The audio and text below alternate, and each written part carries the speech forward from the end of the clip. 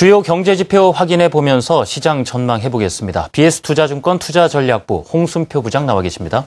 안녕하십니까? 네, 안녕하세요. 네. 자, 먼저 미국 얘기부터 좀 해봐야 되겠는데요. 이 3월 재정 수지가 발표가 났다고 하던데요. 어떻게 나왔습니까? 예, 최근에 제조업이라든지 고용 등 주요 경제 지표들이 대부분 예상치를 하회하는 결과를 공개하면서 올해 1, 4분기 미국의 GDP 성장률이 당초 예상했던 것보다 다소 좀 부진할 것이라는, 좀 낮아질 것이라는 시각이 점진적으로 고개를 들고 있습니다.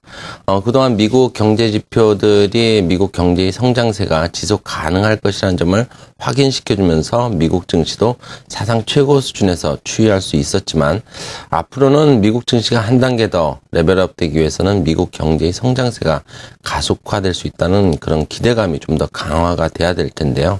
최근의 경제 지표들은 이와 관련해서 본다면 미국 증시 입장에서는 상당히 좀 아쉬운 대목이라고도 볼 수 있습니다. 최근 이와 같이 미국 경제 지표들의 부진한 결과들은 지난 3월에 발동된 시퀘스트의 영향, 즉 장기적으로 재정 건전성을 확보해야 하는 정부의 지출이 축소된 데 큰 영향을 받고 있기 때문이라고 해석을 해볼 수 있겠는데요. 이와 관련해서도 그 간밤 공개된 3월 재정수지 결과에서도 이러한 결과를 좀 더 확인을 할 수 있었습니다.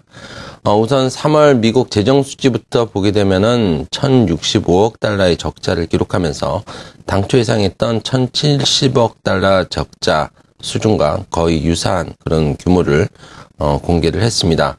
이와 같은 규모는 작년 3월에 982억 달러 적자, 그리고 전월치인 2,035억 달러 적자에 비해서 거의 2분의 1로 급감한 수준이라고 볼 수 있겠는데요.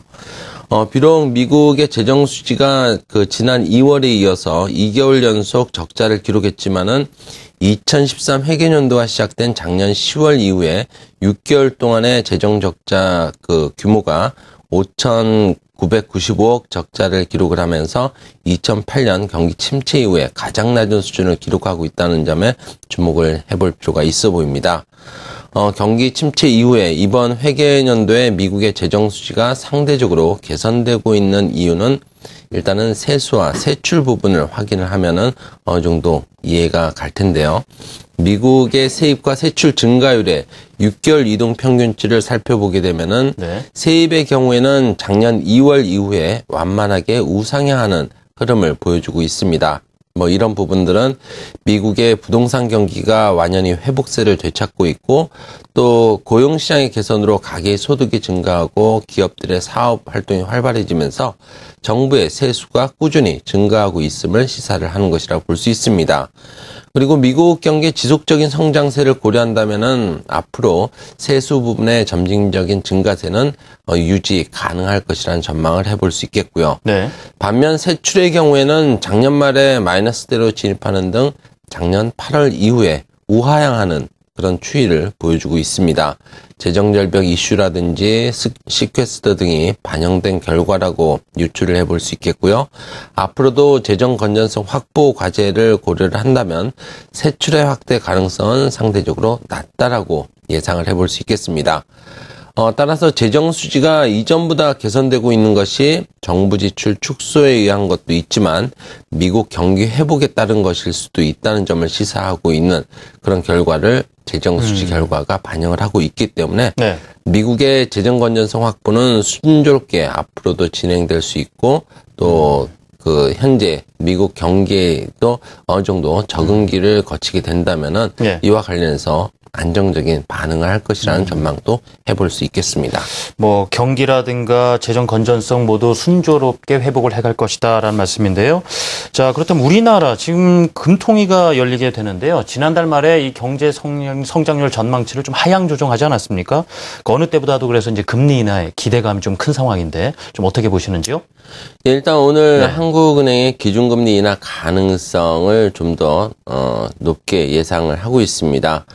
지난달 28일에 정부가 올해 우리나라 경제 성장률 전망치를 당초 3.0%에서 2.3%로 대폭 하향 조정하면서 경기에 대한 정부의 시각이 상대적으로 좀 보수적으로 변화하고 있음을 시사를 했습니다. 이에 따라서 정부는 추경 편성은 추경 편성을 진행하는 등 경기 진작을 노력하는 그런 모습을 보여주는 한편 정책 공조 차원에서 기준금리 인하 압력을 높이고 있는 상황이라고 볼 수 있습니다.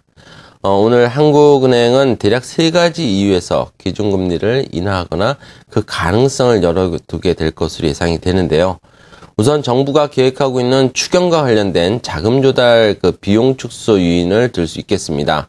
아직 추경 규모에 대해서는 정확하게 알려지고 있지는 않지만 불확실성은 어느 정도 존재하지만 국채 발행을 통해서 자금이 조달될 가능성이 상대적으로 높아지고 있습니다.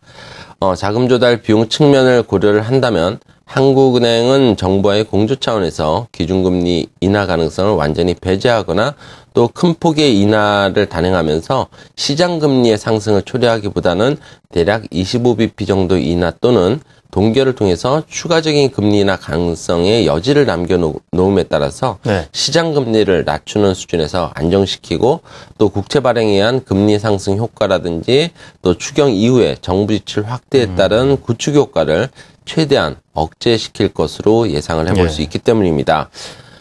그리고 또 두 번째 이유로는 물가 안정 측면에서도 좀 설명을 드릴 수 있을 것 같습니다. 그럼 말씀해 주신 위에의 물가 안정 부분도 요인이 있다라는 말씀이세요. 네. 올해 1, 4분기 중에 평균 소비자 물가 상승률이 대략 1.4%로서 한국은행의 물가 안정 목표치 하단인 2.5%를 크게 하회하고 있는 상태고요. 지난 1월에 발표된 한국은행의 올해 물가 전망치보다도 낮아질 가능성이 상대적으로 높아지고 있는 상황입니다.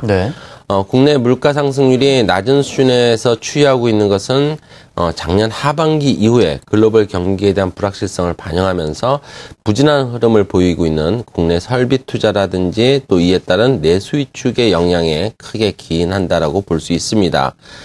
단기적으로 시퀘스트 발동 여파에 따른 미국 경기에 대한 눈높이 조절 가능성과 또 대내외적으로 어려운 길을 걷고 있는 중국 경제 등을 고려를 한다면 연내 급격한 대외 수요 증가가 나타날 가능성은 상대적으로 낮고요.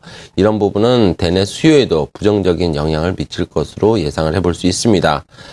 물가 안정 목표치가 경험적으로 효율적인 자본 배분에 따른 안정적으로 경제 성장이 가능했던 물가 수준을 의미하고 있다라는 점을 고려해 본다면 대부분 대외 수요 감소에 기인했지만 올해 물가가 이를 하회할 가능성이 큰 것은 적어도 대내 수요 진작을 위한 기준금리 인하 여지가 충분히 필요한 시점이라고도 이해를 해볼 수 있겠습니다.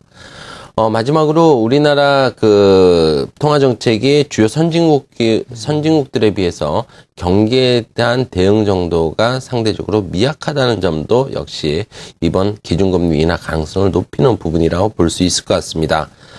미국과 영국, 일본 등 주요 선진국들이 자국 경기 하락을 방지하기 위해서 양적 완화 정책을 시행하고 있지만은 한국은행은 작년 10월 이후에 기준금리를 2.75%에서 계속 동결하고 있는 상황입니다. 그렇지만 경기 선행지수를 좀 더 보게 된다면은 올해 들어서 경기 선행지수에 대한 실물 부분 기여도의 상승세가 뚜렷하게 둔화되면서 한국은행 입장에서는 정책적인 대응이 상대적으로 필요한 시점이 임박했다라고 볼 수 있겠습니다. 네, 그렇군요. 지금 경제 성장률이라든가 실물 경기가 좀 둔화된 모습을 봤을 때 여느 때보다 기준금리 인하 가능성이 높아지고 있다. 그 배경에 대해서 설명을 해주셨습니다. BS투자증권 투자전략부 홍승표 부장의 조언 들어봤습니다. 감사합니다. 네, 감사합니다.